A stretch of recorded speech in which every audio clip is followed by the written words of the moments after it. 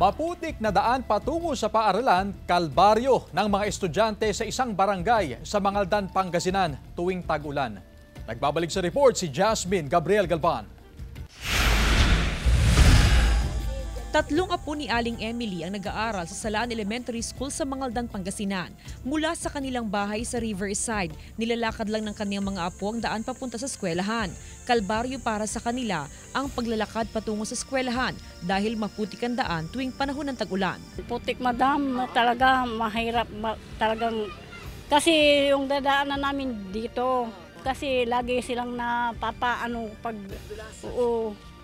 nadudula sila sa pag tag-ulan, madudumihan, lalo na yung mga high school, mapuputikan yung sapatos nila, kaya nilalagyan nila ng plastic.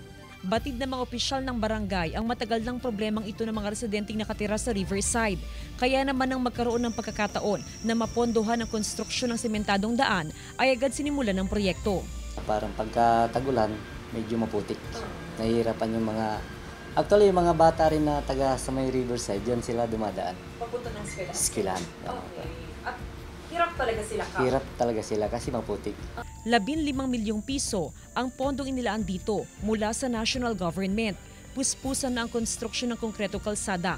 Tinaasan din ang kalsada para matiyak na hindi ito babahain sakaling tuloy-tuloy ang malakas na buhos ng ulan.